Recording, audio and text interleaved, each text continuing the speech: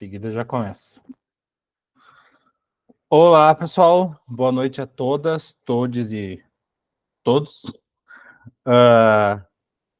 Temos hoje, então, o grupo de estudos... Eu sou o Bernardo, aliás, né? E hoje a gente vai começar o grupo de estudos do livro Pequeno Manual Antirracista. Né? Eu já me apresentei, né? Sou o Bernardo, do meu Pequeno Baobá. E tem a Lede. Boa noite, pessoal. Então, eu sou a Lediane, junto com o Bernardo, então, nós compõem a Meu Pequeno Baobá.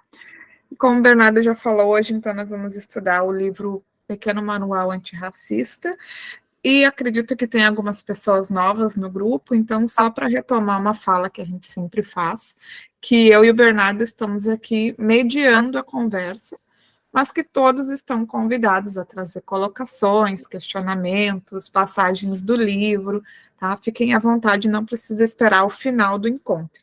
Inclusive, se alguém estiver no primeiro encontro, se nunca participou e quiser se apresentar, fique à vontade. E uma outra observação, gente, é que a gente não precisa seguir uma forma linear de apontamentos do texto, né? Daqui a pouco alguém falou uma coisa que me remeteu a uma passagem lá do final, pode trazer a colocação, não tem problema. O importante é que a gente aproveite essa 1h30 para conversar, para trocar e para fortalecer o nosso debate. Mas, uma última observação, diferente dos outros grupos que a gente sempre diz, que a gente faz a leitura buscando trazer para o nosso contexto, para a nossa realidade, eu acho importante a gente não descaracterizar a leitura justamente por ser um ato antirracista, né? Então, buscar, sim, trazer para o nosso contexto, mas sempre representando e dando espaço e voz para esse lugar que é de falar sobre uma postura antirracista. Não sei se alguém quer aproveitar o momento para se apresentar, pode ficar à vontade. Ou escrever ali nas mensagens também, né? Enquanto o pessoal vai se organizando. Eu posso começar, né? O Daniel pode falar, Daniel. Oi, pessoal, boa noite. Eu sou o professor Daniel Viana, acho que a maioria já conhecem aí, mas eu só queria avisar assim, que a expectativa para hoje está bem alta, porque eu vi que lá no grupo assim, teve bastante movimento, e a pessoa assim, né, teve sugestão de série, de filme, de uma coisa ou outra, então já ficou o dia todo, sem querer, eu já me pegava pensando nisso, poxa, como é que vai ser a noite? E, nossa, pescava uma ideia ali, uma ideia lá, eu acho que essa é a função, né, desse grupo, né, assim, né, fazer a gente não ficar pensando só nesse horário, mas é algo que vai além, né, depois que termina, fica meio que ecoando essas informações, a gente fica pescando informações, é isso que eu queria começar hoje a fala. É isso, agora acho que é a Rita, né, que quer falar. Esteja à vontade.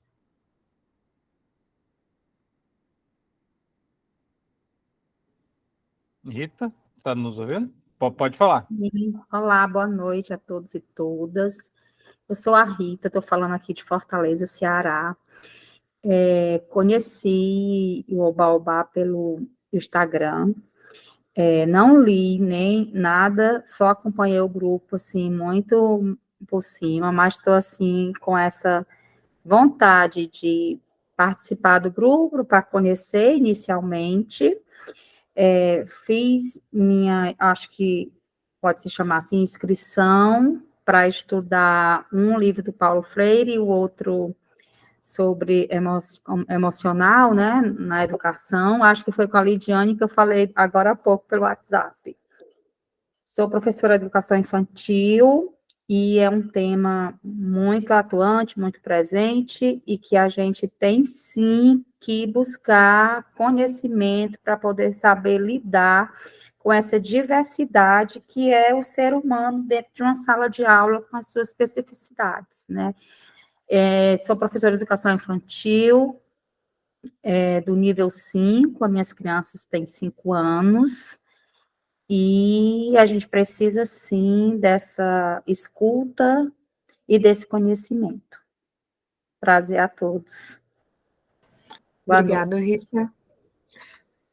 Eu vi que a Beatriz abriu a câmera. Quer falar, Beatriz? Não, eu só abri para dar oi, boa noite. A última vez eu estava no quarto escuro, daí agora deu para me abrir. Tá certo, já deu teu boa noite também. Bom, então já que eu tô com o microfone aberto, eu já quero trazer uma passagem bem da introdução, aproveitando, eu e o Bernardo, nós somos gaúchos, não sei se tem mais gaúchos aqui no grupo hoje, mas eu achei bem interessante que na segunda página da introdução, ela traz ali um contexto sobre... aqui não é um parágrafo, né? Na primeira parte da página 8, diz o seguinte: com o tempo, compreendi que a população negra havia sido escravizada e não escrava. E aí continua falando. Aqui no Rio Grande do Sul, nós temos um termo que é o bairrismo, né? Então, por exemplo, eu sei que não é cultural em outros estados que todo mundo saiba o hino do seu estado, por exemplo. E aqui no Rio Grande do Sul, eu particularmente nunca conheci uma pessoa que não soubesse cantar o hino gaúcho, o hino do Rio Grande do Sul. Só que o hino do Rio Grande do Sul é um hino racista, né? Tem uma parte do hino do Rio Grande do Sul que diz: povo que não tem virtude acaba por ser escravo. Né? E agora eu quase falei, né? Porque tem um debate, uma proposta de que ou não se cante essa passagem do hino, ou que seja mudada para povo que não tem virtude acaba por escravizar. Né? Mas, como vocês sabem, o Sul tem essa fama, e de fato é, né, de ser uma região racista, preconceituosa, homofóbica e tudo mais. Aqui na região que eu moro, que é a região metropolitana, tem muito forte a cultura da imigração alemã, por exemplo. Né? Então, são questões que para mim, que sou gaúcha, que trabalho numa escola dentro da periferia do Rio Grande do Sul, a gente não tem, de fato, a gente não tem tantas crianças negras, mas as crianças negras que a gente tem na escola, elas têm muita dificuldade de se enxergar como negras, né? Por exemplo, ano passado, no Natal, eu fiz uma ação com as crianças de escrever cartinha para o Papai Noel e tudo mais, e uma criança da educação infantil pediu uma boneca Baby Alive. E aí a pessoa que adotou a cartinha dela conversou comigo e eu disse, quem sabe, se tu puder, se tiver essa possibilidade, tu compra uma Baby Alive negra, porque ela é negra, eu acho que vai ser legal para fortalecer a imagem e tudo mais. E ela ganhou essa boneca. Só que quando ela abriu o presente, ela se decepcionou muito. Ela disse assim, mas eu não queria essa boneca feia, que é preta.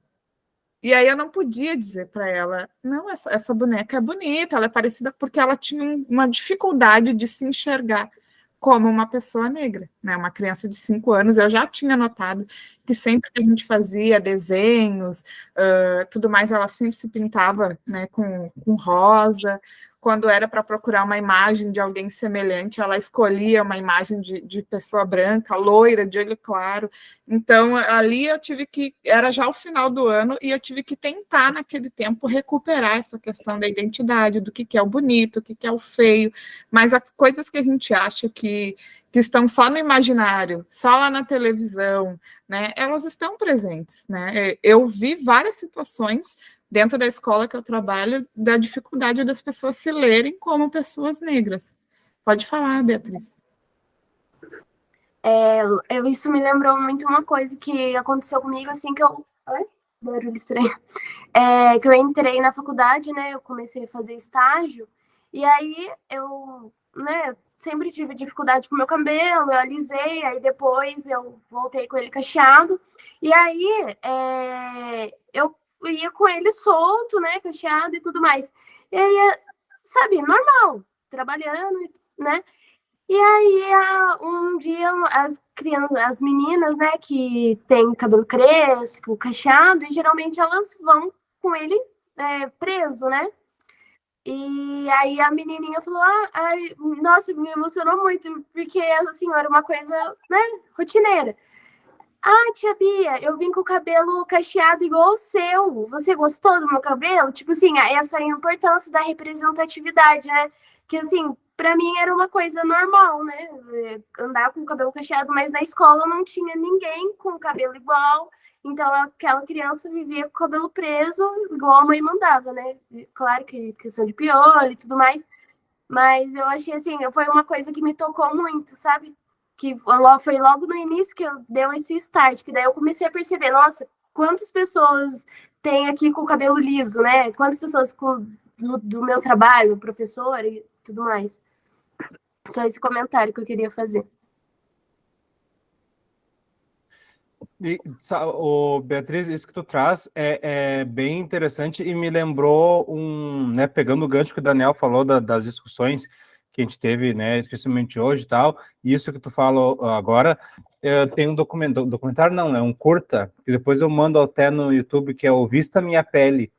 Daí mostra é um curta brasileiro, assim, e mostra como se fosse a realidade contrária, assim, uma sociedade brasileira, assim, em que o padrão de beleza é tu ser negro, é tu ter o cabelo cacheado, enfim, é ao contrário. E daí mostra, a gente acompanha a vida de uma guria, que ela é branca e fica tipo, ai, queria tanto ser negra, ter a pele escura, até ver o cabelo, não sei o quê.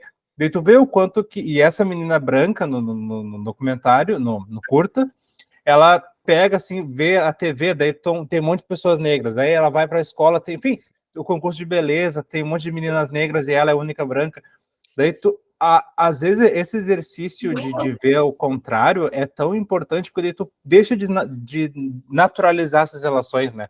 Porque, infelizmente, às vezes a gente naturaliza assim, fulaninha não gosta de andar de cabelo solto, tá, mas por quê? Porque não gosta.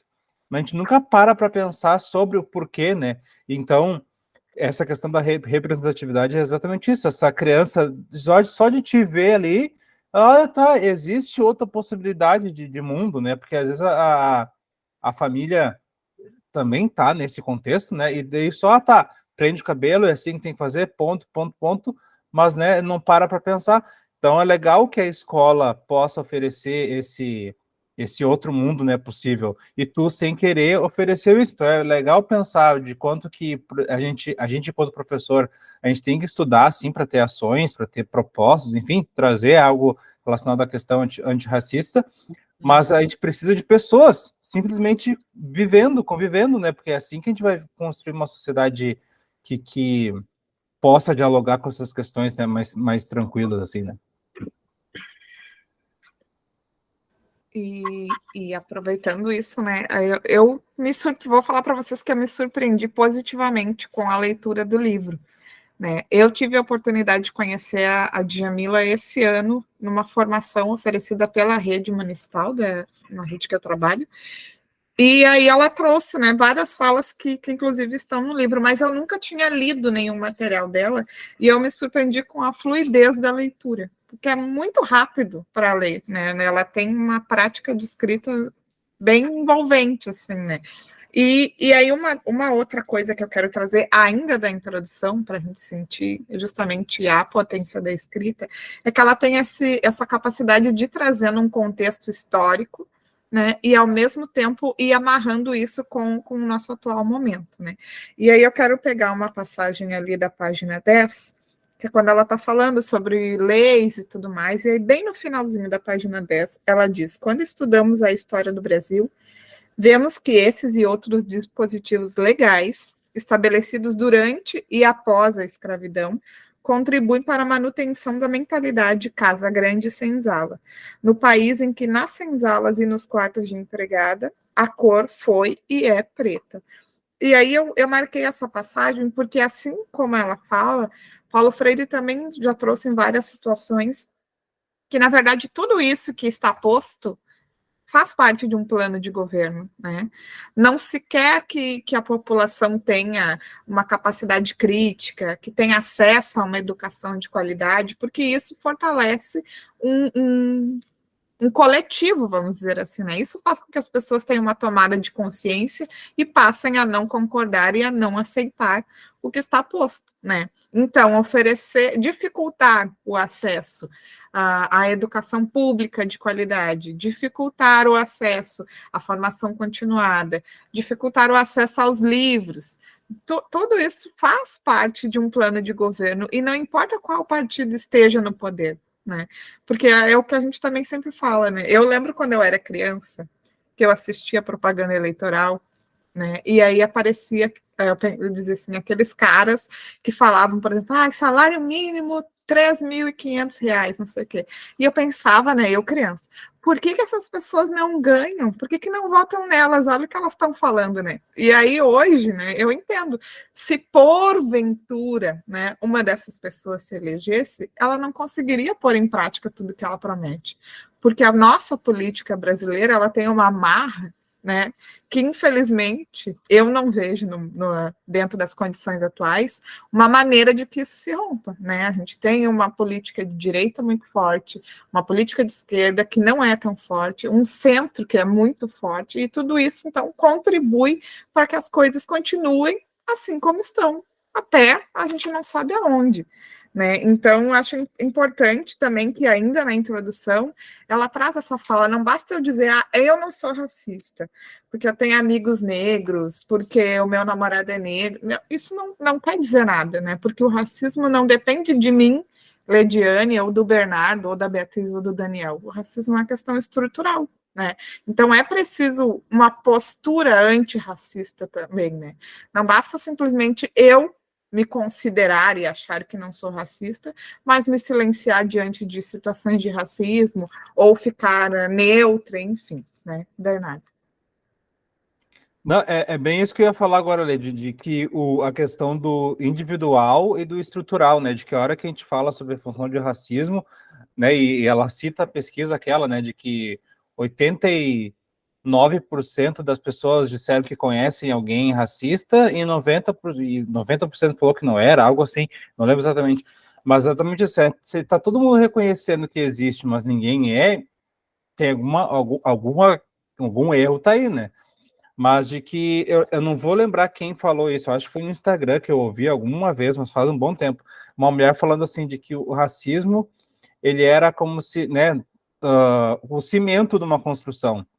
Então, se o Brasil, né, fosse uma casa, o racismo ia estar nas entranhas né, dessa casa, né, ia ser o que estava ligando todo a construção do Brasil, assim. Então, não tem como a gente negar que ele exista, né? Lógico, e é triste ver quando... Eu lembro que quando teve um caso de uma moça que arrancaram um turbante dela, que ela até... Não sei se é o mesmo caso, né? Acredito que seja o que ela cita no livro, de que daí começaram... Eu vi páginas da direita, assim, falando... pegava uma mulher negra, que era de algum país da África, mas ela já morava aqui no Brasil há algum tempo, e falava, a fulaninha, que é especialista, supostamente, né, só por ser negra, ela não acha que é racismo, logo, não é racismo, né, pode usar trança, pode usar turbante, porque ela, que é negra, falou, né, então, se não é, e ela fala, não é uma questão de usar, de não usar, mas a gente entender as entranhas, né, da sociedade brasileira, que a gente, enquanto Brasil, né, tinha os povos indígenas aqui, os portugueses vieram, mataram, escravizaram, trouxeram, né, o povo escravizado, enfim, o nascer do que a gente conhece como Brasil é triste, né, é em cima de sangue, em cima de escravidão, enfim, se a gente não tiver essa noção, a gente nunca vai conseguir vislumbrar algo diferente, né, porque senão a gente sempre fala assim, o pessoal judeu até hoje fala sobre a questão do nazismo, esqueci agora, gente, o nome, me faltou o nome, enfim, e por que na questão negra não se retoma tanto, sabe? Por que a gente não fala dos acontecimentos que aconteceram com o povo negro, e não só no quesito, foram escravizados, ponto, acabou, porque senão se resume a isso, né? Tu vai falar sobre a função da questão do povo negro, se resume a isso, né? Não existia negro antes, não existia o negro depois, a única parte histórica do povo negro foi relacionada à escravidão, e isso não é verdade, né? Então, a gente tem que parar para pensar, porque se a gente não refletir sobre essa estrutura que está, infelizmente, na nossa sociedade, a gente não vai conseguir nem poder alterar ela, né? No encontro passado, a gente estava falando sobre isso, de que o primeiro passo para a gente poder mudar a nossa realidade é a gente ver ela como ela é. Então, esse livro é bem interessante, porque ele nos dá ferramentas para que isso possa acontecer, né? Deixa eu ver aqui quem está. A Lede e depois o Daniel. Eu estava até procurando aqui, porque eu quero aproveitar para fazer um gancho com a fala de apropriação cultural, mas eu não vou achar nesse momento. Mas, enfim, quando tu traz, Bernardo, esse exemplo do turbante, Eu lembro que na época também houve muito uma relação de que a mulher branca não pode usar turbante, mas a mulher negra pode alisar o cabelo, né? Por exemplo. Né, teve esses exemplos citados, mas até ela não aprofundou tanto essa questão no livro, mas uma coisa que é importante e que eu aprendi assistindo e ouvindo outras mulheres negras e homens negros é que a apropriação cultural ela está mais relacionada a um símbolo histórico, né? Por exemplo, eu usar uma trança afro no meu cabelo, ela é uma questão estética. Né? Que eu achei que ia ficar bacana e fiz. Agora, para uma mulher negra usar, tem toda uma cultura, uma tradição matriarcal de fazer a trança. Existe um símbolo. Então, eu usar para um fim que não vai agregar em nada dentro de uma luta antirracista, isso é apropriação cultural. Né? Então, a mesma questão é do turbante. Aí, agora, nós temos a liberdade, né, de usar o nosso cabelo como a gente quiser, né? Só que alisar o cabelo não representa nada. Não fere nenhum povo ter o cabelo liso. Então, se uma mulher negra, um homem negro quiserem utilizar o seu cabelo alisado, eles estão no direito deles. Eles não estão se apropriando de nada e nem deixando de estar apropriado da sua cultura. Né? Então, acho que essa discussão, essa consciência, as pessoas ainda dificultam esse entendimento, né? Na verdade. Eu vou passar a fala para o Daniel, mas eu acho que depois, Gisele, a Gisele Batista da Silva colocou ali no chat, mas acho que é legal depois tu te colocar também com o teu microfone mesmo. O Daniel, aí depois se tu quiser tu fala, senão a gente lê. Joia. Eu tenho uma relação um pouco conturbada aqui com o PDF, sabe? Eu até tinha marcado, depois eu esqueci de salvar, daí eu perdi a marcação, mas consegui achar aqui. Eu acho que é no 3º capítulo, aqui no PDF, é na página 21. Eu acho que do livro deve ser 27, parece que está uma diferença de 6. O final, é uma página antes daquele apoie políticas educacionais afirmativas. É uma página antes. É aquele último parágrafo, né? Não podemos nos satisfazer com pouco, e ele finaliza aqui que muita gente chama o antirracista de o chato, né? Já vem a pessoa querer defender, já vem, tudo é antirracista, tudo. Então, é algo assim, vamos dizer, eu acho que a gente está bem naquela linha do tempo que é de mudança. Então, a mudança ela vai gerar um certo atrito. Tanto é que depois tem tem alguns slides que eu quero falar para vocês, mas a gente vê assim que aqui fala que foi feito muito nas últimas décadas, né, que teve um grande avanço. Mas se a gente analisar em alguns pontos, a mudança ainda foi muito pequena ou quase nada. E isso é muito vergonhoso para um país que tem, vamos dizer, comunicação abrangente, vamos dizer, em tipo capitais, né, em várias cidades ali que já tem acesso à televisão, já tem acesso a vários meios de comunicação. A gente vê que hoje a internet ainda é branca. A gente faz uma pesquisa, a gente pede para uma IA gerar uma imagem, 98% das vezes ela vai gerar uma pessoa branca. Né? Mas por quê? Porque ela se alimentou, o algoritmo se alimentou de todas aquelas fotos, enfim, não vou chegar nesse detalhe agora, senão fica muito longo.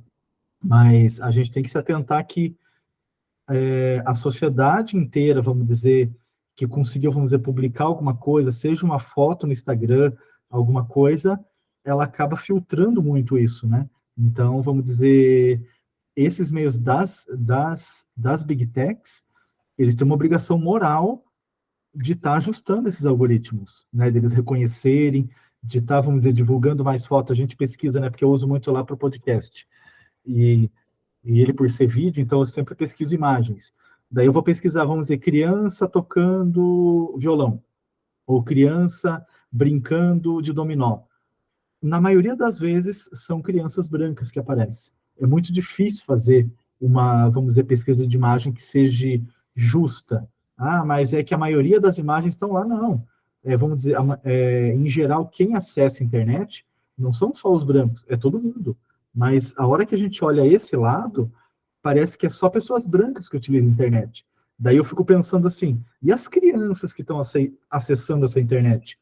Perfis do Instagram, vídeos do YouTube que ficam, vamos dizer, só mostrando para ela que os brancos que produzem conteúdo, os brancos que fazem uma coisa, que faz outra. Então, eu acho que para a criança isso é muito delicado, é muito perigoso, né? Além que é algo assim que gera também uma certa vergonha de como que está a sociedade hoje. Seria essa fala que eu queria compartilhar hoje com vocês, agora, né? Obrigada, Daniel. Gisele? Ah, ia te chamar. Pode falar.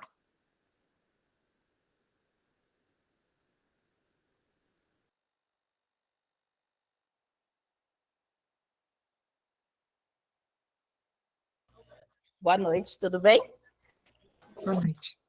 Quando eu compartilho essa fala de racismo, de aceitação, para mim foi um processo muito difícil, né? Porque eu sempre me senti inferior às pessoas de pele branca, sempre me senti excluída da sociedade, mas a partir do momento que eu me casei com uma pessoa branca, que eu tive 2 filhas de pele clara, porém de cabelo crespo, e aí eu resolvi aceitar, não aceitar, eu resolvi lutar pelo que nós somos.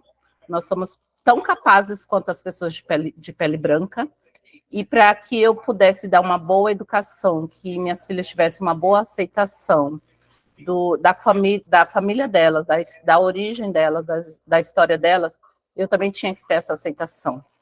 Para mim sempre foi muito difícil. Eu sempre me senti incapaz de qualquer coisa. Mas depois das minhas filhas, eu falei assim, eu sou capaz de qualquer coisa. Porque eu tenho que lutar para que elas se sintam inclusas nesse nosso mundo que é tão preconceituoso, que é tão injusto, né? Então, se essa aceitação não partisse de dentro da minha casa, como que eu poderia fazer com que minhas filhas se aceitassem? E a minha filha mais nova, ela tem a pele bem clara mesmo, ela tem um cabelo claro, eu tenho um cabelo bom, e aí eu falo assim, Má, você é branca, e ela fala assim, não, mãe, eu não sou branca, eu sou uma mulher preta, e para mim é muito gratificante ouvir isso da minha filha, que ela tem 7 anos, e ela tem uma aceitação que eu nunca tive, né, que eu só passei a ter a partir do nascimento delas. Então era só isso que eu queria compartilhar com vocês, e obrigada pelo espaço. Obrigado, Gisele. Na fila aqui é a Angélica, depois a Lede e depois a Rosiane.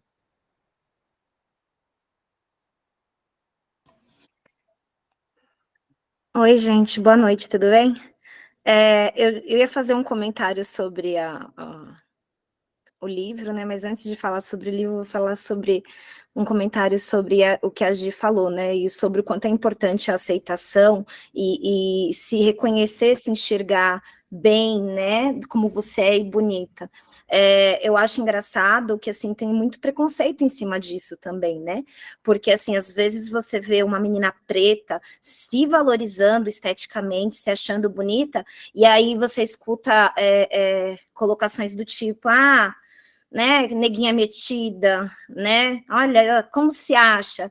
E aí eu fico pensando, não me lembro onde eu li, mas eu li algo parecido com isso, hoje falando, eu me lembrei, que se cada pessoa, uma moça dando uma entrevista, e ela fala exatamente isso, se cada pessoa soubesse o quão é difícil uma menina preta se achar bonita, se achar de verdade, não ia achar ela metida, ia bater muita palma, porque é um reconhecimento, né, um auto-reconhecimento muito grande, e que falta muito hoje, né, a representatividade. O quanto a gente não vê acontecendo agora, principalmente com esses filmes da Disney que vem aparecendo, né, e aí as pessoas falam assim, mas por que não criar novos personagens pretos e ficar utilizando de personagens que já tem para colocar como esse personagem, como uma pessoa preta, e não enxerga que é a questão da representatividade da pessoa se enxergar naquele papel. É muito delicado, né? É muito um exercício muito grande de empatia, que ela cita isso no livro também.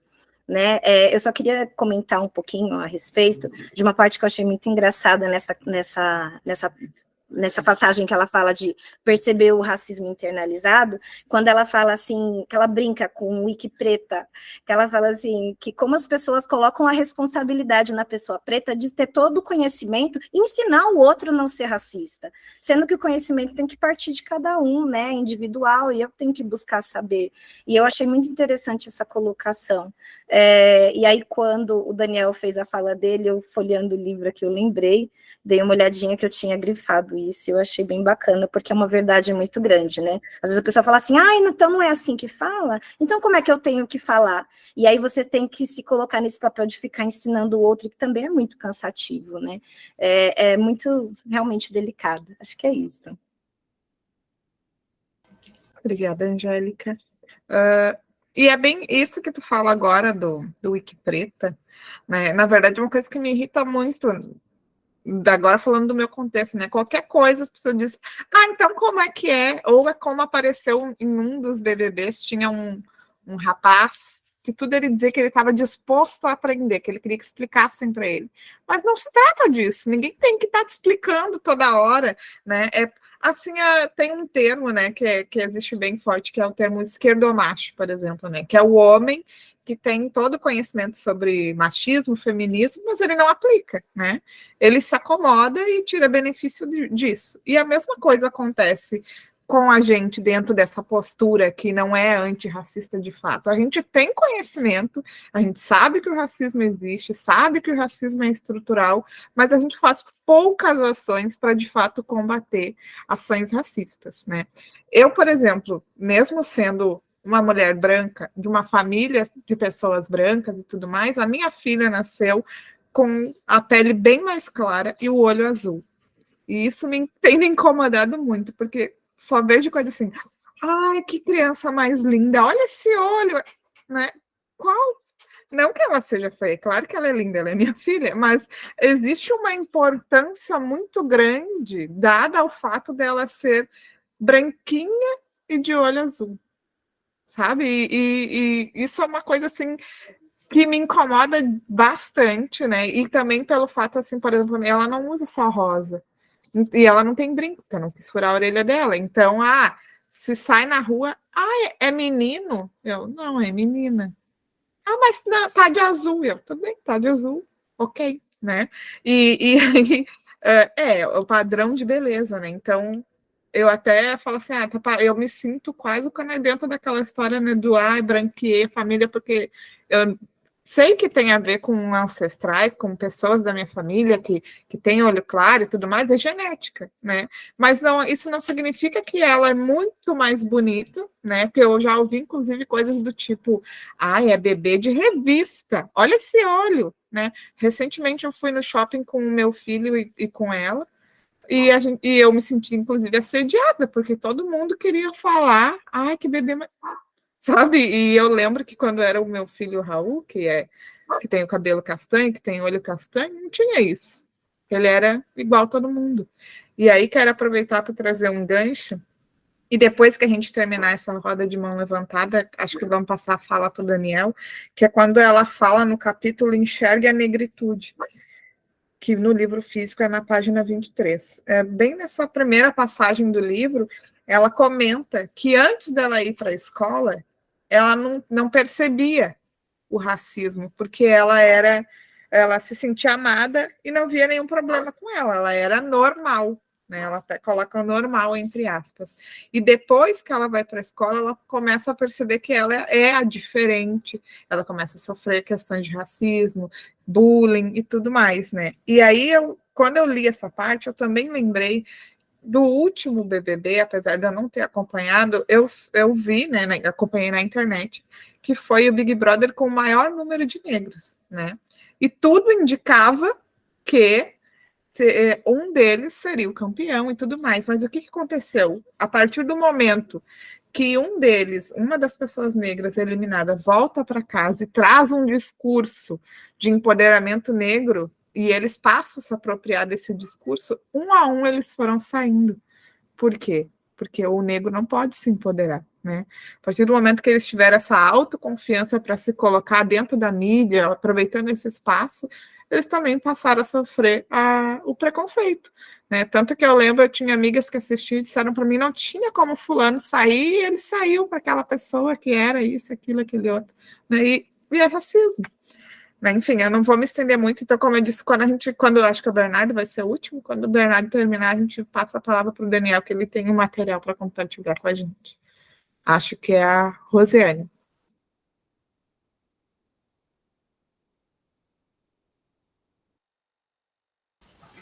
Boa noite, gente. Vou tentar ser breve, tá? É uma experiência, assim, que eu venho vivendo há muito tempo, né? Hoje eu sou casada com um preto, eu tenho 2 filhas pretas, e uma coisa que eu venho observando, né, que é assim, é como a Lediane estava falando, são pessoas que são famosas, que levantam essa questão, né, do racismo, e quando eles começam a ganhar força, eles são meio que bloqueados, concordo plenamente. Mas eu vejo assim, os adultos, eles estão nessa missão de tentar quebrar isso da sociedade, mas eu acho que essa questão de trabalhar na educação infantil, hoje eu trabalho com educação infantil, eu vejo que é muito mais fundamental do que trabalhar-se o adulto. Então, quando eu coloco na minha equipe que a gente trabalhar essa questão racial desde pequenininho, desde bebezinho, a importância disso eu vejo que começa a abrir de uma forma bem maior. Por exemplo, eu percebo que as brincadeiras das crianças, às vezes a criança mesmo que já é preta, ela prefere brincar com as crianças brancas, né? E eu acho que essa questão da representatividade também é muito pertinente, porque se a criança tem ali bonecas, né, brancas, pretas, os brinquedos que eles podem explorar da forma que eles quiserem, que tem uma história, eles começam a se encontrar naquilo, né? E aquilo vai gerando o quê? Vai gerando vários conceitos para aquelas crianças que estão ali ao redor, para a família, né, que começa a perceber isso na criança. Então, eu falo muito isso para a minha equipe, gente, vamos começar daqui, pequenininho, porque é daqui que tem que começar. Os adultos, eles têm consciência, eles, né, eles estão tentando lutar por isso, mas quem é pequenininho está se constituindo, vai esperar crescer para poder mudar? Não, vamos fazer isso agora. Então, tem boneca branca, vai ter boneca preta, né? Tem brincadeiras que são originárias, nós vamos brincar sim, nós vamos introduzir isso aqui dentro do nosso dia a dia. Não é, vamos fazer uma proposta em tal dia porque é a data. Não, nós vamos começar a mudar isso agora, enquanto eles são pequenininhos. Então, uma criança, ela vai aprender o que é brincar com todas as crianças, indiferente da cor, ela vai aprender essa questão do respeito de agora, a partir do B1. E eu vejo que isso está dando muito certo. Por quê? Porque os próprios adultos, eles têm medo de entrar de cabeça nesse assunto. Por quê? Por falta de conhecimento. Não é qualquer pessoa que vai lá e fala, deixa eu me aprofundar nisso, deixa eu ver esse tema, o que é. Então, eles preferem não se envolver muito. Então, deixam de trabalhar muitas coisas.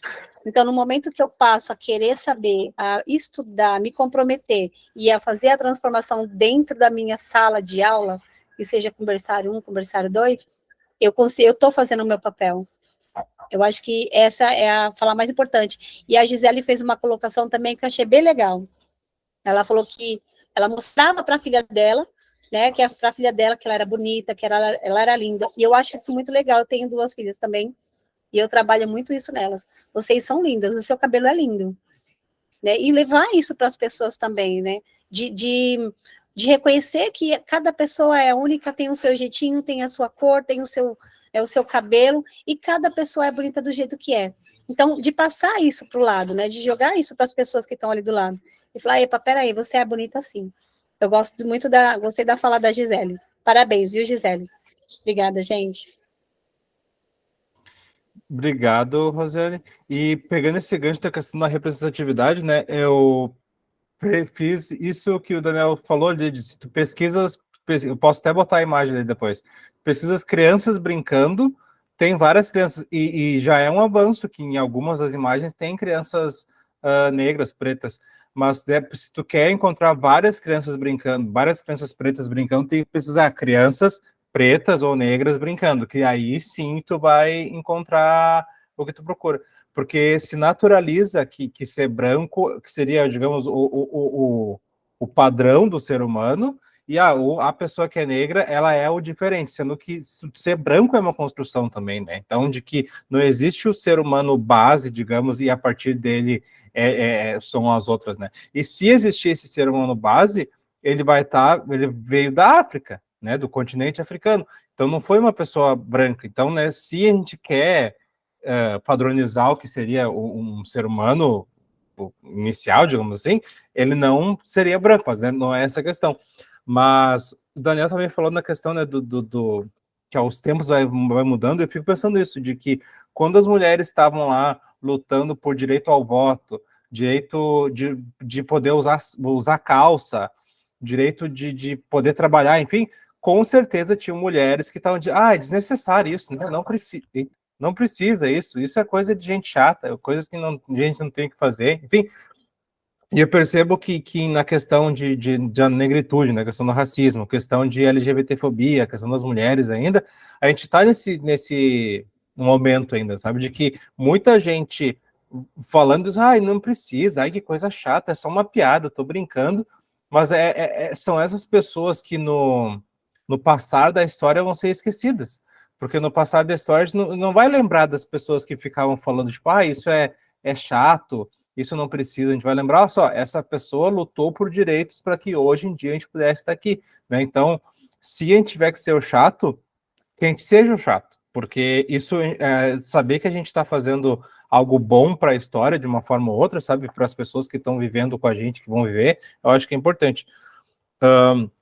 E outra questão é de que o quanto que, às vezes, está tão enraizado na gente, que a gente nem para pra pensar, né? Eu lembro que foi em 2012 ou 2013, né? Mais 10 anos para mais. Que na época da consciência negra, eu fiquei pensando, tipo, você tem a consciência negra, e a ideia é que, né, que a gente possa ser tratado de forma igualitária, por que não tem o dia da consciência branca? Era o meu raciocínio na época, né?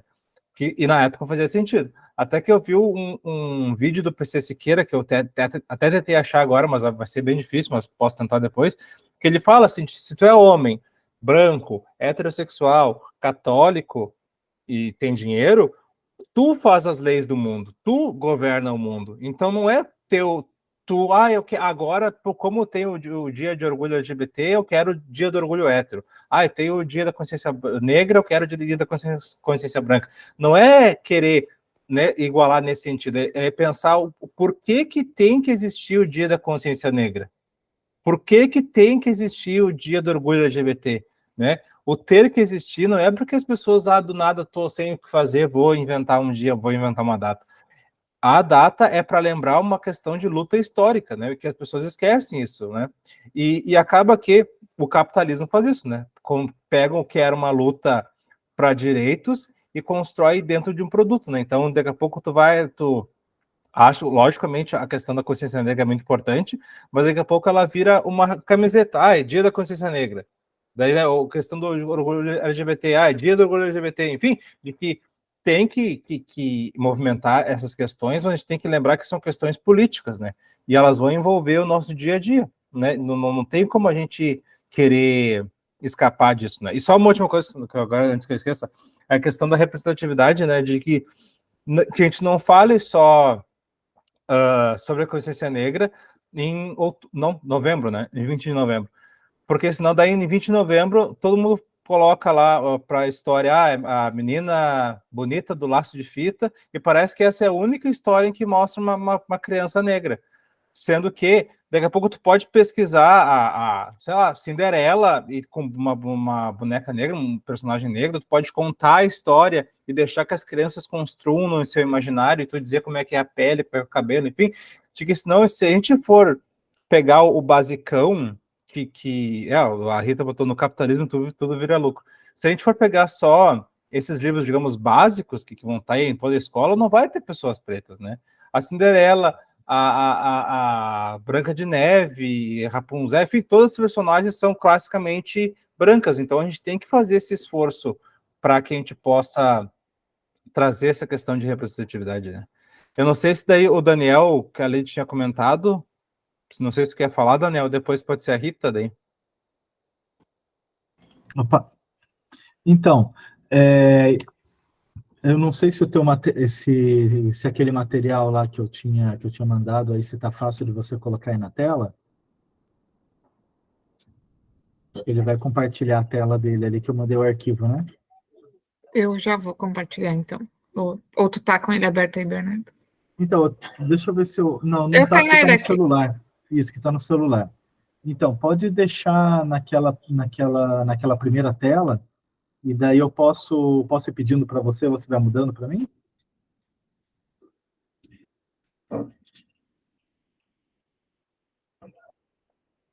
Tá aparecendo já Isso, direitinho? Só vou botar no isso, perfeito. modo... Tá, sim. Isso. Então, esse aí é uma reflexão que eu tive há uns tempo atrás, que eu estou montando um episódio lá para o podcast sobre racismo estrutural só de brinquedos. Então, né, vai ser um capítulo mais longo ali, que eu vou falar sobre questões mais técnicas, assim. E quando tiver disponível, eu já passo o link para vocês. Mas é algo assim que eu comecei a notar lá na loja lá de brinquedo lá que eu frequento, e algumas outras, que a embalagem dos brinquedos, que é o que mais vende ali para criança, ela, na maioria das vezes, ela é branca. Eu percebi que algumas empresas grandes, vamos dizer que nem Lego, acho que uma das exceções assim, seria Lego, alguns brinquedos da Estrela, alguma coisa assim, eles já têm esse equilíbrio, vamos dizer assim. Mas a maioria das vezes desses brinquedos que vêm de fora, aqueles brinquedos, vamos dizer, chineses, ou daquelas empresas assim que tem um custo um pouco mais baixo ali de brinquedo, eu percebi que as imagens, né, pode passar aí para esse segundo slide, ó, essas imagens aí, ela é, vamos dizer, assim, praticamente mandatória em embalagem de brinquedo, que é aquela família feliz, é o casalzinho que é menino e menina, geralmente branco, de olhos azuis, né, cabelo claro, ou se não for, é algo meio próximo assim. Certo? Pode colocar no próximo aí, pode ir passando eles, fazendo favor. Aqui, ó, tem até o Jenga ali que mostra só a mão, mas já é um detalhe que tem que se prestar atenção, né? Esse brinquedinho que é chocalho, também todos ali, é tudo esse estereótipo assim de criança perfeita, né? Geralmente casalzinho, né? Ali, né? Menino e menina, certo? Pode colocar o próximo também. Esse aí também, ó, tem esse outro ali que é de bebezinho, que tem 3 imagens. As 3 imagens, nenhuma contempla também. Então é algo assim que chega a revoltar de verdade mesmo, sabe? A gente vê assim, nossa, o que estão fazendo, né? Como que uma criança, ou um pai, ou uma mãe vai escolher esse brinquedo para a criança? Ou a criança mesmo, ela fica ali na loja, ali passeando entre os brinquedos, olha uma caixa, olha outra, né? Como que essa criança negra, ela se sente? Então, é um exercício de empatia que precisa fazer urgente, certo? Pode passar para o próximo aí, fazendo favor. Ó, casalzinho de novo, né, nas 2 imagens, né? Então é algo assim que é muito preocupante, é o racismo estrutural assim na veia, vamos dizer assim, é algo assim que chega a dar vergonha mesmo, sabe? É algo muito forte. Pode colocar no próximo. Esse aí também, né? Por mais que seja de desenho também, mas é um desenho ali, vamos dizer, um desenho branco. E nesse mesmo desenho tem um bebezinho ali atrás, que o bebezinho está branco, e tem uma mão ali que está segurando um pacotinho de dinheiro também que é branco. Então, quer dizer, assim, eu não consigo entender qual é a justificativa deles de fazer essas fotos. Né? Ah, será que é o banco de imagem que tinha, que era só branco, né, que a gente falou sobre a internet, que é toda branca? Mas eu acho que tem que ter profissionais dentro das empresas para estarem observando isso, porque é algo assim que se vocês forem nas lojas aí da cidade de vocês, ou pela internet mesmo, pesquisa brinquedo, vocês veem que não é uma coisa assim, um ponto fora da curva, aconteceu só nessa loja, vocês podem ver que é real mesmo, é praticamente em todas as lojas, é mais ou menos desse jeito, né? E tem, eu acho que a última imagem que vai aparecer aí, essa daí é a mais chocante, porque só tem um brinquedo ali, uma bonequinha negra, no meio de todas. Então, assim, mas eu não estou dizendo assim que o dono da loja seja racista, porque é uma estrutura que vem vindo lá de trás, né? Eu não quero jogar pedra no proprietário da loja ou em quem montou esse stand aí, assim, com os bonecos, porque foi comprada uma quantidade X, né, de bonecas de uma cor, de outra, pode ser que tenha comprado outro, porque eu não sei qual é o contexto. Esse é o contexto que eu encontrei na loja. Eu não quero distorcer também, então a gente pode tentar entender, mas às vezes só tinha mais desse modelo, então já vem, esse problema já vem vindo, já vem lá da fábrica, ele vem lá da fábrica e ele vem acumulando até chegar no usuário final. Então, né, mais uma vez, eu não estou culpando o proprietário da loja, a pessoa que montou a estrutura ali de brinquedo, nem a pessoa que comprou o brinquedo, às vezes, para dar de presente, mas às vezes é uma cadeia que vem vindo e ela precisa ser quebrada. O que eu pensei, né? O que daria para fazer? Porque, assim, não seria interessante a gente só passar o problema, mas não dar uma solução, a gente tentar discutir. A minha ideia seria tentar entrar em contato com as fábricas, lá pelo serviço do SAC, e contar a história. Olha, eu me senti desconfortável disso, a embalagem do seu brinquedo só tem crianças brancas, né? Vocês poderiam estar estudando melhor esse marketing de vocês, né? Porque não são só pessoas brancas que compram, enfim, né? Toda essa questão. Mas um e-mail só não faria nada. Então teria que um grupo de pessoas estarem mandando vários e-mails, estarem ligando lá para tentar, vamos dizer, pressionar o outro lado. É um serviço, vamos dizer, de baixo para cima, né, para tentar chegar, que é como se fosse essa questão política, né, que a gente tem que votar em pessoas que tenham aquela ideologia, para essa pessoa cutucar, vamos dizer, para o vereador, ir lá e cutucar uma coisa e outra até chegar lá no alto escalão. Então, seria mais ou menos esse desabafo que eu queria passar para vocês e essa ideia aí, que a gente vê que não é só numa cidade, é meio que geral isso, né? Seria isso mesmo que eu queria contribuir com vocês aí, tá bom?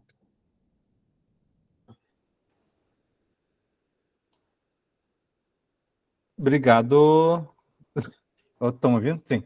Obrigado, Daniel. A Rita, eu e depois a Leite. Eu vou comentar também um pouquinho.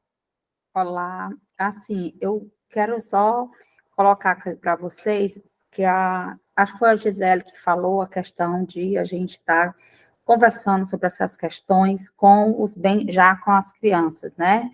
Desde bem pequena, sim, porque assim, eu sou professora de educação infantil e entre as crianças eu não sinto essa questão do racismo, eu sinto as crianças muito solidárias umas com as outras. Porém, cabe muito assim a nossa reflexão enquanto professores de estar colocando na escola,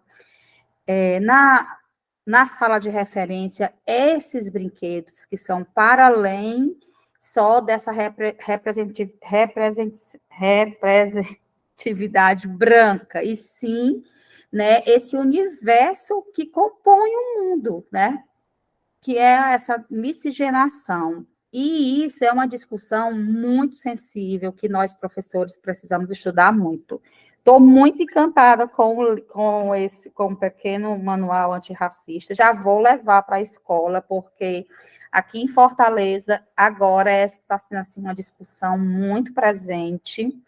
Penso que agora, nas próximas formações, vai ser levada muitos textos, né, muitas discussões, junto com os professores, e que isso não passe apenas só de um momento que, vamos discutir essa questão do racismo, porque não pode, mas sim que isso seja naturalizado, para que a gente possa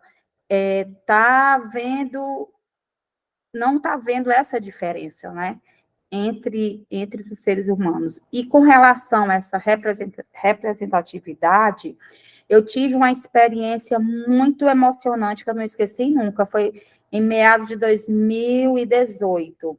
Na sala, com crianças pretas, né, que eu sou da escola pública, então tem muita mistura, tem mais crianças pretas do que brancas, né? E eu fui para uma Bienal, e na Bienal tinha estandes de escritores negros com seus brinquedos, e eu comprei comprei algumas coisas, dentre elas uma boneca, e eu levei essa boneca para os espaços da sala de referência. E aí, a minha aluna, a criança, né, chegou lá e falou assim, eu fiquei muito emocionada, nossa, que boneca linda, é igualzinha a mim. Né? Então, assim, ela se sentiu representada. Isso foi assim, sabe? Depois que eu tive essa escuta sensível, eu busquei esse olhar sensível, né? Esse respeito, porque para além de tudo isso, a nossa formação não é a minha formação não foi antirracista. Tanto é que quando eu era criança, eu queria ter o olho azul, eu queria ter o olho verde, porque era só essas representações de brinquedos que era bonito. Só era bonito quem tem só é bonito quem tem cabelo liso, só é bonito quem é branco, só é bonito quem tem olho azul. Isso quando eu era criança. Agora eu já sou adulta, já tenho um filho, e essa discussão ainda é tão presente e a gente ainda vê tanto as pessoas dizer que não é racista, mas é sim, a gente precisa de muita leitura, de muito estudo para poder colocar na educação infantil essa leitura para as crianças, para que elas possam se sentir valorizadas pelo que elas são, né? E eu vou mostrar aqui a boneca, porque é a coisa mais linda. Sempre eu levo para a escola, trago, eu tenho muito cuidado. E ela é muito fofa. Vou abrir aqui para vocês verem.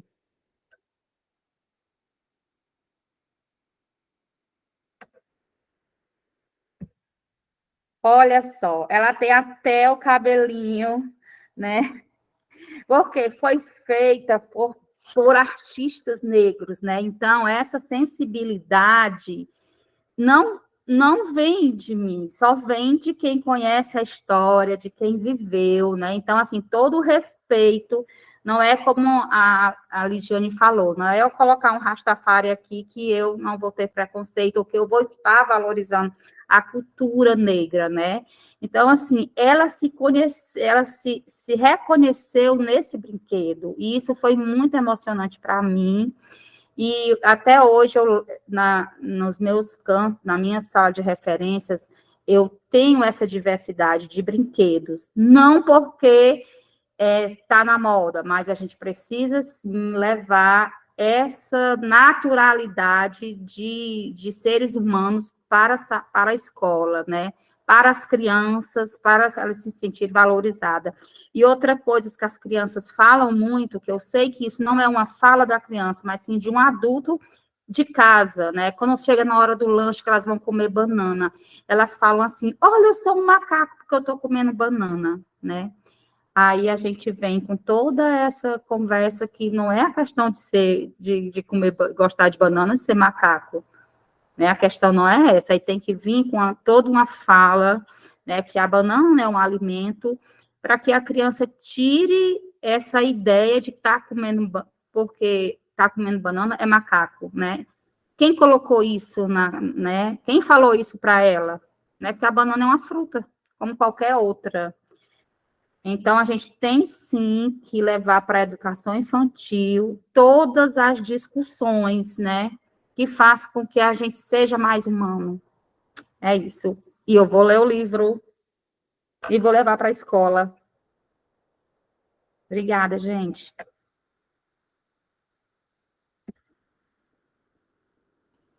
Obrigado, Rita.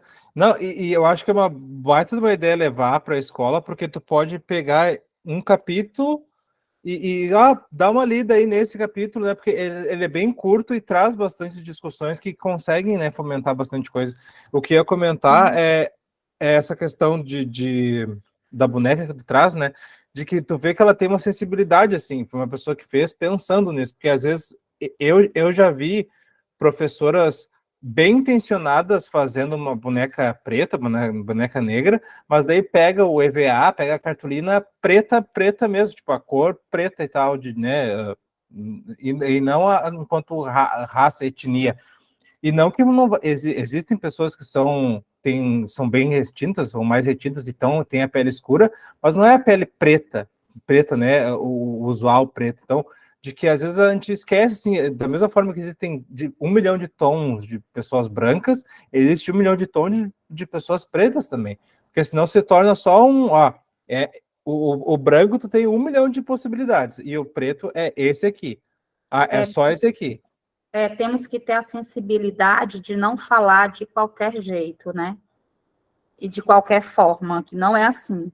Quando eu vi lá no stand da Bienal, esse stand lá, né, de escritores e com brinquedos, eu fiquei muito encantada, porque ali eu vi uma representatividade mesmo, né? E a gente precisa levar essa sensibilidade para as crianças, né? Fora as histórias, que tem muitas histórias lindas, tem músicas, né? Brincadeiras.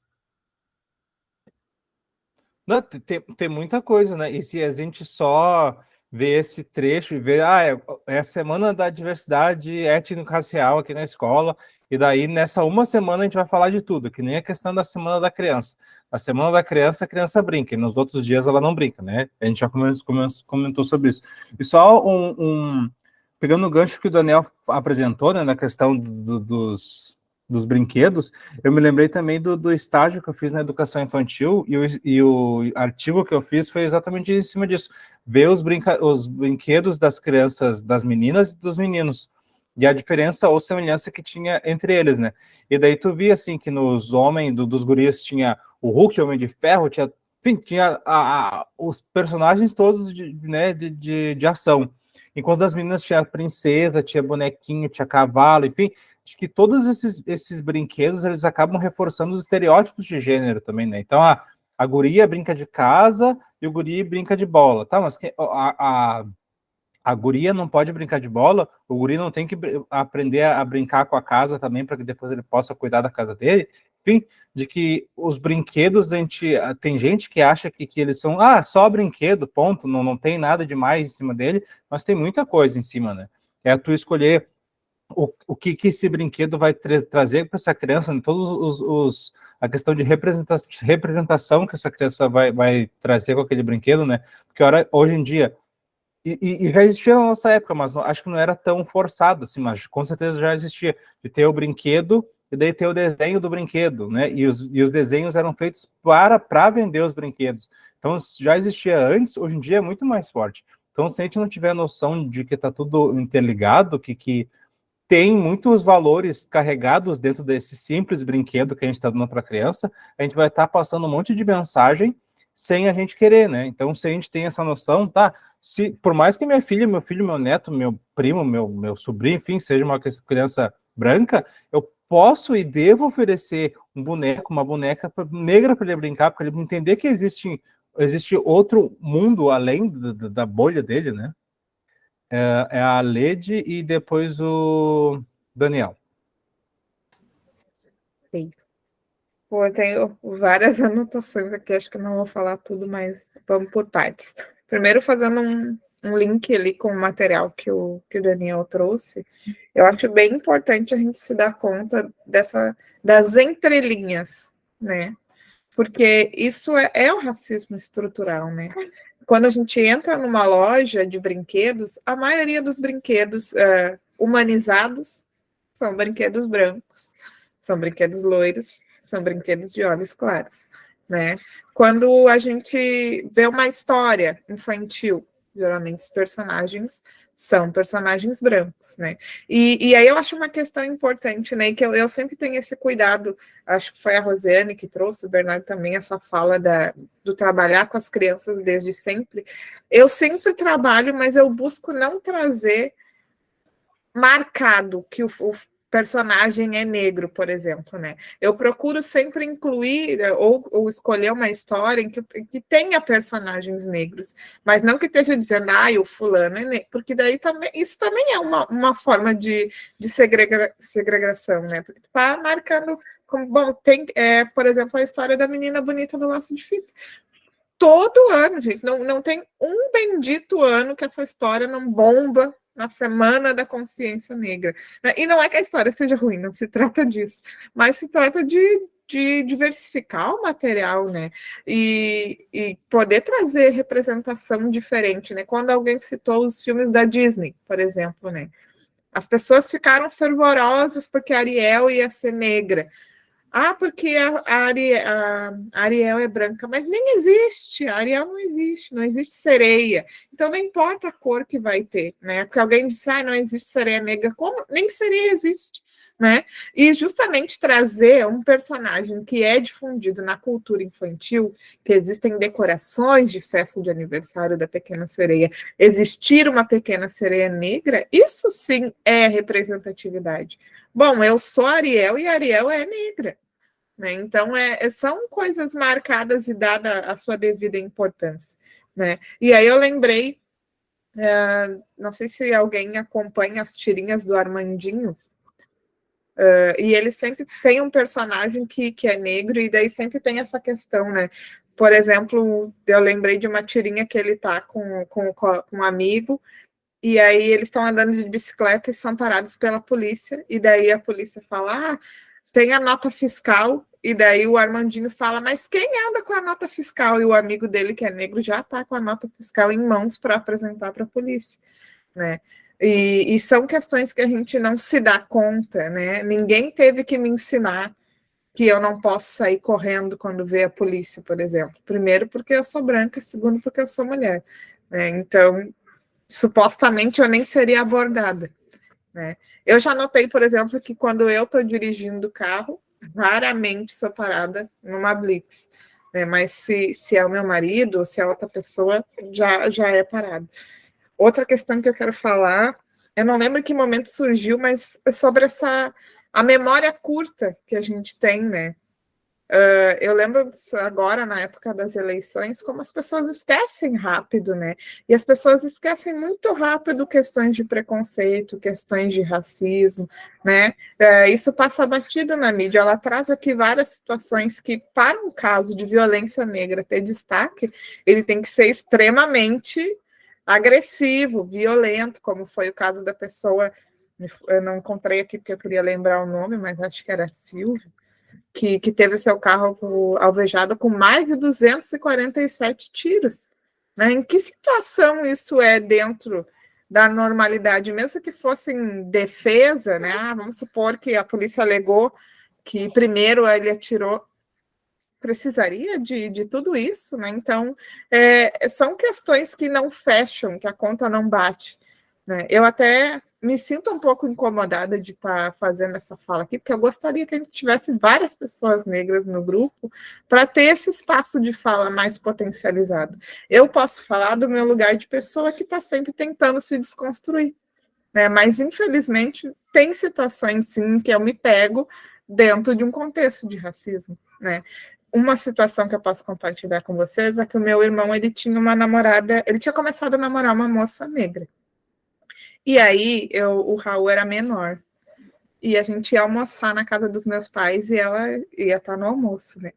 E eu escolhi não falar nada com o Raul a respeito, né? Porque eu pensei, bom, eu já vou estar sendo preconceituosa de estar alertando o meu filho que vai ter uma pessoa negra para que ele não faça nenhum comentário, porque eu já estava deduzindo que ele ia fazer algum comentário, porque eu tinha tido uma experiência bem negativa de um dia eu andando na rua com ele, passamos por uma pessoa com sobrepeso e ele ficou, olha, mãe, bem gordão, não sei o que, eu queria morrer, me jogar dentro de uma vala, mas enfim, superei, né? E aí fomos pro almoço.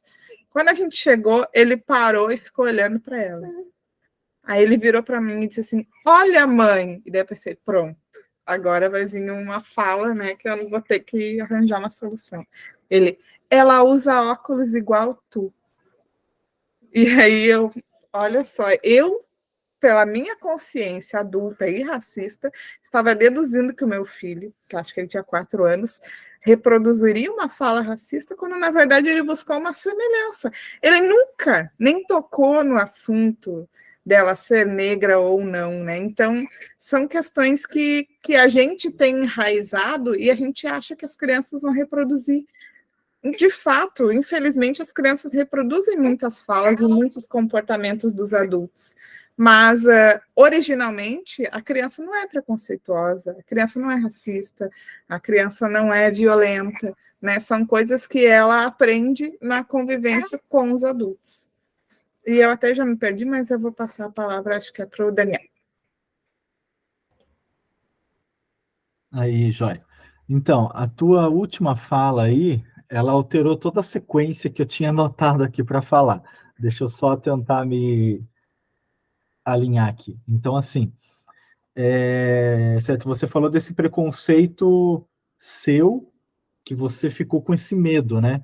Mas daí eu volto àquela fala que eu fiz em algumas paradas aí, que a gente está mais ou menos na linha de mudança. Então, nessa linha tem muito atrito. Então, é normal a sociedade estar, vamos dizer, a flor da pele, né? Qualquer coisa, ai, será que é, será que não é? Porque está todo mundo aprendendo ainda. Eu estou aprendendo, né? Está todo mundo aprendendo ainda como conviver, né? Da maneira mais justa possível. E assim mesmo, eu vendo, assim, décadas atrás, eu percebi, nossa, eu fui racista, acho que naquela situação, naquela outra tal pessoa foi, e eu não falei nada. Se fosse hoje, com certeza eu falaria alguma coisa, né? E às vezes a gente se pega assim, como que eu devo me comportar no almoço de domingo, a hora que alguém fazer uma piada? Será que eu já devo cortar na hora? Será que eu falo sério? Né? Porque se a gente não não for contra, a gente é condizente se a gente ficar quieto. Então, a gente tem que tomar muito cuidado com isso, mas se for uma piadinha, tudo, eu acho que já passou da hora da gente ficar quieto. Então, a gente tem que dar um toque, né, de uma maneira educada, às vezes para não sair brigando com todo mundo de uma maneira, às vezes ali que a pessoa, às vezes ela foi racista, mas ela está naquela fase que, assim, que pode aprender, né, que todo mundo pode aprender, mas a gente não pode ficar quieto. Se a gente percebeu que teve um tom, um comentário ali, uma coisa lá, a gente, peraí, eu acho que não foi legal, vamos rever essa fala, né? Daí, eu vejo assim que já teve bastante avanço, né, que eu deixei anotado aqui, alguns brinquedos, né, que não seria brinquedo aqui que eu marquei, o lápis de cor de pele, que é uma coisa que virou tendência, e o pessoal gostou, e eu já vi crianças na escola, né, várias crianças com esses estojinhos, deixa eu pintar, e daí eles escolhem, vou pintar um bonequinho com essa cor, um bonequinho com a outra. Então eu vejo assim que essa questão da cor da pele em lápis já é um ponto muito positivo, né? Já teve prefeituras, né, que estavam colocando já naquele material que estavam dando lá para as crianças, já colocaram o lápis de cor de pele. Algumas escolas particulares já colocam na lista lá de material, o kit lá já coloca o lápis de cor de pele, e é uma coisa que ele vai ficando natural com o tempo, né? Parece que alguém escreveu alguma coisa aqui que tem que ser natural, né? Eu acho que a Rosiane escreveu aqui, que a gente tem que falar com as crianças de uma forma natural, mas tudo tem que agir de uma maneira assim natural. E esse natural, sem querer, de tanto a gente praticar, de tanto estar convivendo nesse ambiente mais uniforme, ele vai sendo esse natural de uma maneira mais orgânica mesmo, né? De uma maneira natural, né? Diga-se assim. E daí eu deixei anotado aqui a questão lá acho que é da Pequena Sereia, né? Que você estava falando, que é o novo desenho lá da Disney, né? Então ele gera um choque, né? Mas eles esquecem, né? Que as lojas de brinquedos são praticamente mandatória, tudo branca. Mas a hora que aparece alguma coisa que chama atenção, que cria aquele eco, né, que assim que viraliza, trailer, alguma coisa, daí acaba incomodando. Daí eu já vou emendar e eu coloco aqui que tem muitas pessoas que se incomodam também com novelas que tem protagonistas negros, né, pretos, e filmes também, filmes de Hollywood, filmes assim, vamos dizer que são, vamos dizer, blockbusters, né, famosos, e o pessoal fala assim, nossa, mas você viu agora que tem bastante, que os pretos estão tomando conta, e agora como é que vai ser? Mas se você olhar, ainda é pouco, é que aquilo ali acabou chamando a atenção da pessoa. Mas se você for pegar todos os filmes que foram lançados em 2022, todos, e colocar numa lista, e ver ali um por um, ainda é pouco.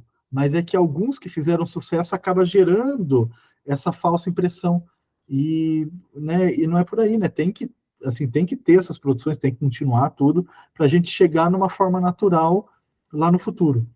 E o último adendo que eu vou colocar aqui, tem até um estudo de caso sobre os personagens do Maurício de Souza, que tem essa questão racista, esse estereótipo do negro ali, que até ele foi muito questionado sobre isso, e tem alguns estudos de faculdade sobre esse universo lá do Maurício de Souza também, que é algo assim que as crianças começam a ler, é gibizinho da Mônica, é gibizinho do tio, né, tal. Então a gente vê assim que várias histórias, algumas um pouco antigas, algumas novas, ainda falta essa representação mais, vamos dizer, fiel ao nosso país, né? Então essa é a fala que eu tinha para agora.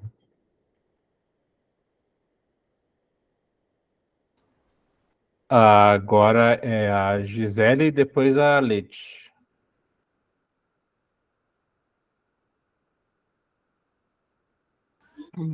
Só complementando o que a Leidiane falou, como ela disse, só quem passa que consegue explicar melhor isso. Assim, eu tenho um filho de 21 anos, né, e toda vez que ele tem uma mania, assim, terrível de sair sempre com uma mochila nas costas. E eu falo assim, Nicolas, para que essa mochila? E ele fala assim, mãe, tem minha carteira e minha garrafa d'água.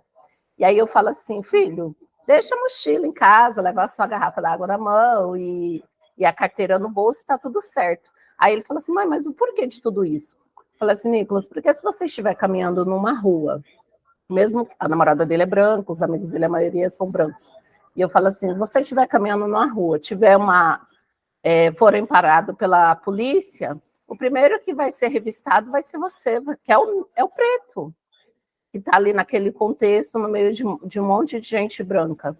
E aí a gente vê tantas notícias, tantas coisas ruins passando na televisão, que a gente fica apreensivo. E eu sempre tento...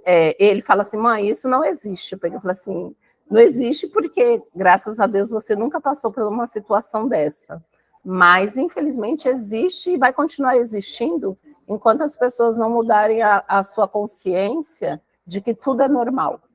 Porque enquanto todo mundo achar que tudo que acontece na vida da gente é normal, as coisas de ruim vão continuar acontecendo.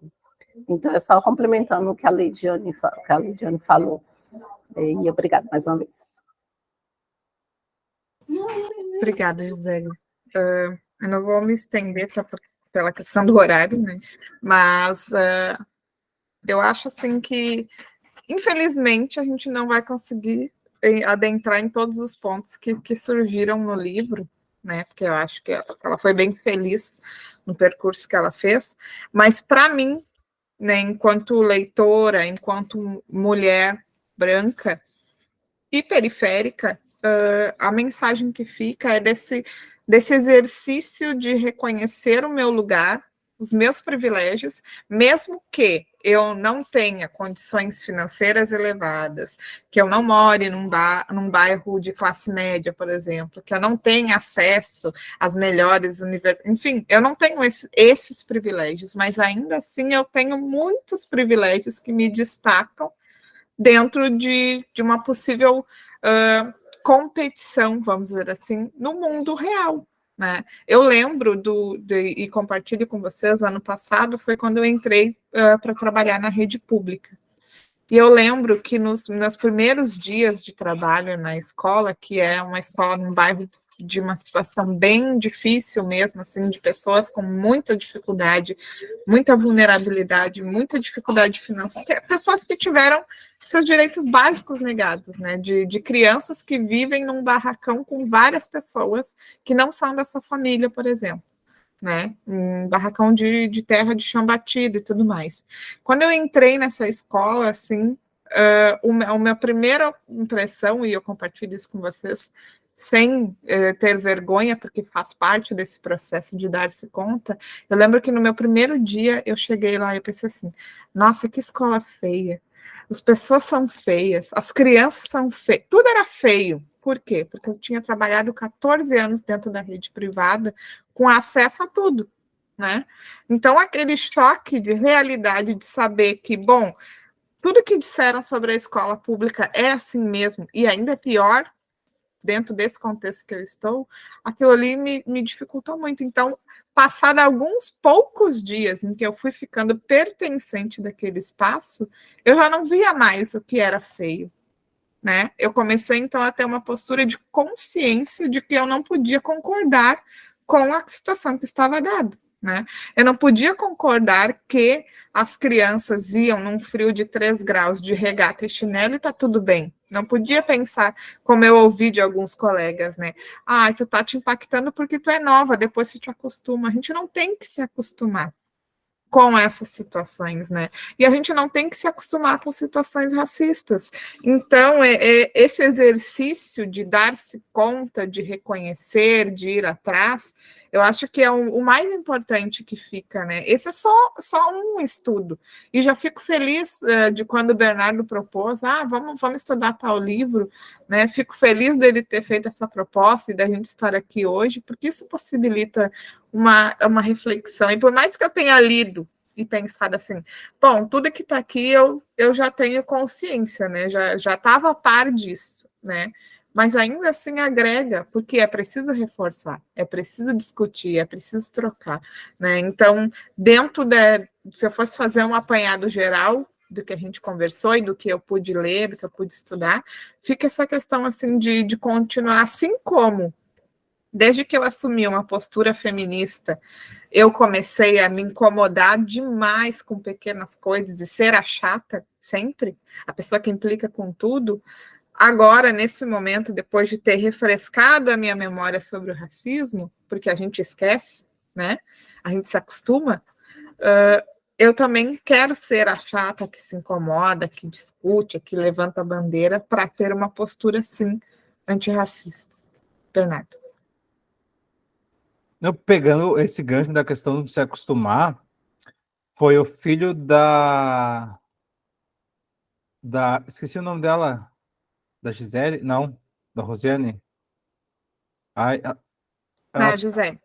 Gisele, né? Que falou, não, né, não precisa, não existe e tal. E é bem isso, de que, infelizmente, eu gostaria de ver no mundo que as pessoas pretas não tivessem que ficar mais atentas à questão da polícia, e que as pessoas LGBTs não tivessem mais atentas como é que vão me perceber sobre, né, a hora que eu fizer qualquer coisa. Mas é assim, né? Eu, por exemplo, enquanto homem na educação infantil, agora eu já estou mais acostumado, mas no início eu ficava pensando, eu estou sentado aqui, essa criança veio no meu colo, como é que o outro vai perceber essa criança menina no meu colo, né? Então, a hora que a gente vai estar num espaço, ou, enfim, uma situação de vida em que não está acostumado, que a sociedade ainda não está acostumada, a gente, infelizmente, tem que ter esse cuidado para que, infelizmente, na questão de ser negro, tu tem que ter cuidados, infelizmente, né? Isso é triste, não vou usar esse guarda-chuva porque ele parece uma arma. Já teve casos disso, né, de pessoas morrerem baleadas e disseram, estava com um fuzil, e o fuzil era um guarda-chuva. Então, mas, enfim, né, de que a gente tem que ter essa consciência, e não no sentido de, ok, é assim que as coisas são, sempre vai ser assim, então vou me acostumar. Não, é assim que as coisas são? Ok. O que a gente vai fazer para que isso vá mudar, né? E a gente que trabalha com educação infantil, ou com educação, né, dos maiores, esse é o lugar, eu acho, né? Porque a hora que a gente atinge essa criança, inevitavelmente a gente vai estar atingindo essa família, né? Então, as crianças vão quando tem o professor de educação. Então, às vezes o diferente traz isso para a criança, né? Que daqui a pouco o guri entende, o professor é homem e ele limpa a sala, né? Ou a professora é negra e tem o cabelo bonito, olha só, pode ter um cabelo bonito, não pode ser, né? Senão a criança só fica ouvindo assim, quem é preto tem cabelo ruim, né? Cabelo ruim, cabelo ruim. Se tu tem cabelo, ele é bom. Eu, por exemplo, quase não tenho, não tenho que reclamar. Então, sabe, a gente parar e refletir sobre essas questões, de que nem a Leide falou.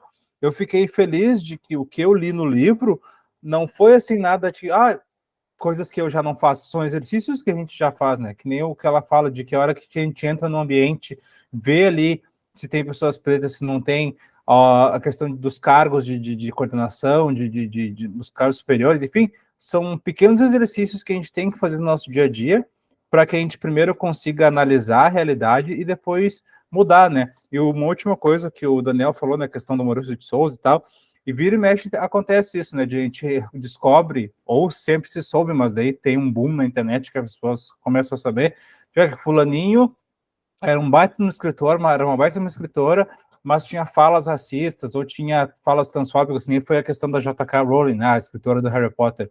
Escreveu os livros, e atualmente está tendo uma questão transfóbica, tá?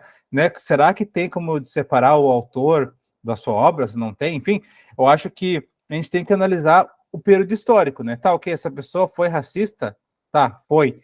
Isso não dá desculpas para elas, né? Mas a gente, infelizmente, tem que entender o contexto histórico, porque a gente mesmo, daqui a, sei lá, 100 anos, que espero eu que a gente tenha uma outra sociedade, né, mais organizada, mais tranquila, mais igualitária, daqui a pouco a gente vai olhar para o que a gente estava falando hoje e ver, olha só que coisa errada, sabe? Então, e não é passar pano, é a gente entender de que se a gente está nesse caminho de se desconstruir, que ele seja, sabe, permanente, assim, eu acho, né? E que nem a gente falou, de que é um exercício constante, porque se a gente, né, voltando ao início do grupo, se a gente pegar e entender que é uma coisa, questão estrutural, a gente já nasceu em cima dele, né, dentro desse sistema, então a gente tem que fazer esse esforço consciente de mudança, né. Não sei se alguém quer falar mais alguma coisa, pessoal. Daniel, pode falar, Daniel. Então, sobre essa fala sua de se descobrir que algum determinado autor, né, tinha um viés X, Y, Z, daí eu lembro dessa história aqui que é do Poe, né, que é aquele escritor de livro assim, que é de terror, tudo, e daí, né, tanto é que essa edição aqui, ela foi amenizada, alguns termos que eram racistas, tem até uma nota lá da edição, que foi trocado, enfim, alguma coisa assim, mas daí teve uma discussão, que teve muita gente que falou assim, mas não podia ter tirado, tem que tirar tudo, porque a gente vê assim que ele tem um viés racista dentro de um contexto histórico, então às vezes seria interessante manter aquilo ali, mas lógico que ter um certo adendo da edição explicar aquele contexto histórico, né? Porque quando a gente tenta às vezes amenizar essa coisa, vamos pegar a obra e tirar alguma coisa, daí é perigoso para quem vai ler no futuro, né? Ele não vai ter aquele contexto de preconceito, alguma coisa, né? Então sempre ter esse detalhe do editor do livro, né? Assim, para não deixar apagar a história. Igual lá sobre os sobre aquele caso que é dos judeus, né? Lá na Alemanha, o lugar que tinha lá tipo torturas e mortes, ele fica intocado. Ele virou um museu, aquela coisa, né? Por mais que até virou até pouco tempo, que tem muita gente que vai lá e tira selfie, meio que dando risada, aquela coisa mórbida, mas é um lugar que não pode apagar aquela história, dizer, não, que não existiu, vamos tirar tudo isso daqui, constrói um parque, alguma coisa assim, não. A história, né, por mais, vamos dizer, triste que seja, ela tem que ficar guardada, né? Aqui na minha cidade, teve até um problema com alguns prédios históricos aqui, eles estão sendo pintados sem ter um critério de cor. E alguns prédios nem precisava ser pintado, alguma coisa que é de tijolo natural, foi colocada uma tinta por cima. Então, quer dizer, a história ela vai sendo apagada e a geração nova vai se perdendo, né? Então a gente vê assim que essa questão do racismo e dos autores, né, assim que foi falado, é algo que tem que, vamos dizer, sempre ali tá cutucando, né, sabendo, olha, aquela pessoa ela tinha o viés, mas ela tem uma ideia interessante sobre alguma outra coisa, né? Então não vai, vamos dizer, tipo desmerecer o que ela escreveu antes, né? Só porque ela fez uma coisa, às vezes, racista, né? Alguma coisa assim, então, né? Mas eu acho que não tem que apagar aquilo, né? Tem que mostrar que ela teve aquele viés em algum momento e depois ela, às vezes, pediu desculpa, enfim, alguma coisa ela teve que aprender aquilo ali, né? E ela aprendeu. Mas eu acho que é isso, acho que da minha fala, dessa parte é isso. Eu acho que também, daqui a pouco, essa poderia ser uma das saídas, né, digamos, de que daqui a pouco a gente tem autores e pessoas que escreveram muitas coisas, falaram muitas coisas interessantes, mas eu acho que é bem isso, de se vai se manter, então, tem uma nota, né, na introdução, tem isso, a hora que a pessoa fizer X coisa, tem uma nota de rodapé explicando, para não naturalizar, né, senão a gente acha, olha só como era assim antes, então por que mudou? Antes era bom, e não é isso, né? Era bom, entre aspas, porque a gente não estava, enquanto sociedade, a gente não estava ouvindo as pessoas que estavam sendo escravizadas, né? Na questão da escravidão, especialmente, né? Enfim. Mas, né, a proposta com os nossos grupos de estudo, né, da Meu Pequeno Baobá nunca é encerrar a discussão, justamente pelo contrário, é convidar todo mundo a fazer essa discussão. E, bom, acho que foi encerrando, né, gente? Pode ser?